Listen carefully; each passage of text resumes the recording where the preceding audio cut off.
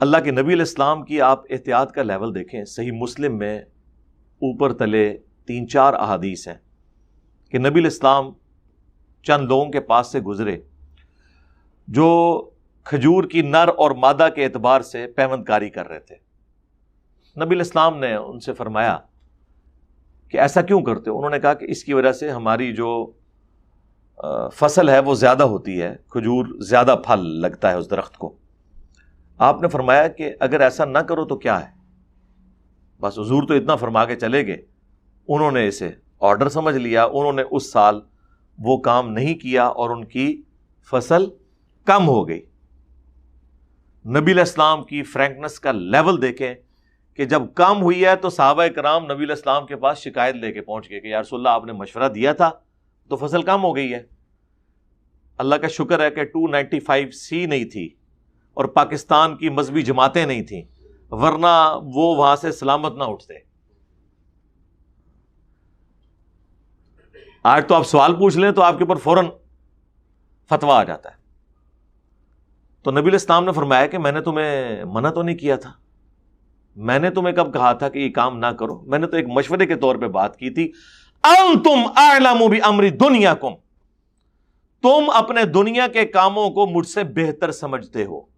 اللہ اکبر، اتنا جگرا چاہیے بات کرنے کے لیے. اور ابھی یہ بات ختم نہیں ہوئی. آپ نے فرمایا میں جب کبھی بھی کوئی بات تمہیں اللہ کے ریفرنس سے کروں تو وہ تو تم لے لیا کرو شریعت کے طور پر، لیکن اگر میں مشورے کے طور پر تمہارے دنیاوی امور میں تمہیں کوئی مشورہ دوں تو تم اپنے کاموں کو مجھ سے بہتر سمجھتے ہو. یہ اکثر لوگ پوچھتے ہیں نا جی نبی علیہ السلام نے ایٹم بم کا طریقہ کیوں نہیں بتایا؟ اس لیے کہ نبی علیہ السلام کو نہیں سکھایا گیا تھا اور نہ یہ آپ کی ضرورت تھی اور نہ آپ کو یہ فارمولا E=mc² نہ پتہ ہونے سے کوئی آپ کا مرتبہ کم ہو گیا ہے، کیونکہ آپ ہدایت کے امام ہیں. یہ آپ سمجھیں، آپ ہمیں یہ چیزیں سکھانے نہیں آئے ہیں. ہاں قرآن سائنٹیفک فیکٹس کے ساتھ ڈیل کرتا ہے، لیکن قرآن سائنس کی کتاب نہیں ہے، یہ سائنس کی کتاب ہے. اللہ کے فزیکل فینومینا آف نیچر جو ہے ان کی کتاب ہے. فیکٹس آئے ہیں لیکن یہ انسانیت کے لیے ہدایت کا سبب بن کے آئی ہے تاکہ ہر زمانے کے لوگ اسے ہدایت حاصل کریں.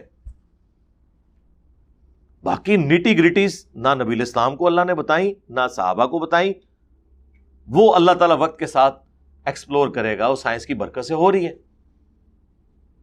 تو نبی علیہ السلام فرما رہے ہیں کہ تم دنیا کے کاموں کو مجھ سے بہتر سمجھتے ہو. آپ اندازہ کریں امام نووی نے، جنہوں نے صحیح مسلم کے باب باندھے تھے آج سے 800 سال پہلے، انہوں نے اس کے اوپر باب باندھ دیا ہے کہ نبی علیہ السلام کی اطاعت اور اتباع کن کاموں میں کی جائے گی، کس میں نہیں کی جائے گی.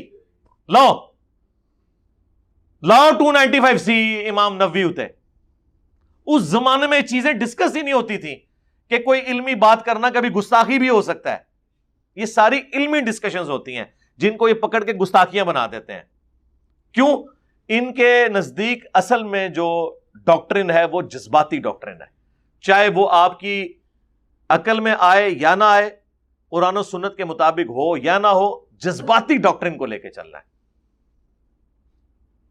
تو سر پہ جذباتی ڈاکٹرن میں تو دل کرتا ہے کہ اگر حضرت عیسیٰ علیہ السلام کو عیسائیوں نے خدا کا بیٹا بنایا ہے تو ہم بھی اپنے پیغمبر کو بنائیں گے نا.